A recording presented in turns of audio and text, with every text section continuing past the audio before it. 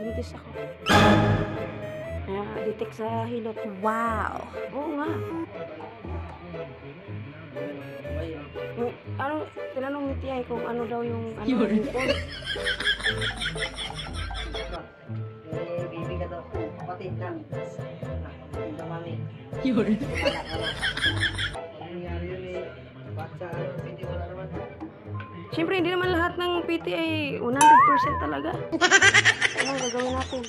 Anong gagawin? Anong kailangan kong gawin upang malaman mo ikaw ang hinamahal ko? Magpalaki na magpalaki.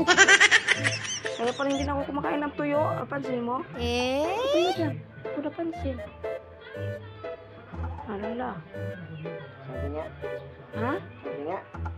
Ano sabi nga? Nabuang. Anong kailangan kong gawin upang malaman mo ikaw ang hinamahal ko?